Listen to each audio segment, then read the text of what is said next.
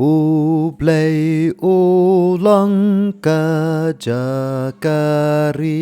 kaboryangi ban kershan haki jingkuslay baro par unong yarabajan.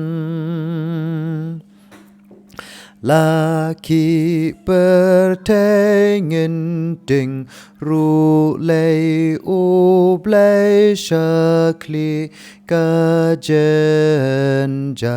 la no kilom syaduriau ba ula mau ban sensyar.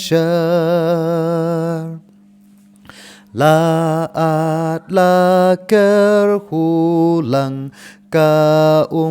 lawin kilom nakata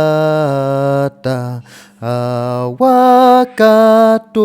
syashnong uplay sngau sngan hasayon shisha.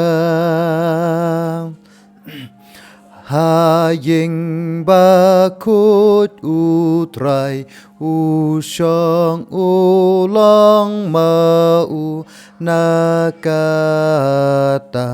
uklay banwan yarap banri kam kilaban ubaman.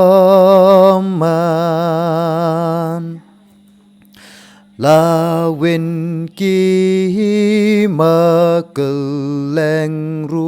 labitar kiriu tala ditang sulap bakren utrai lawai jing snew riu selam.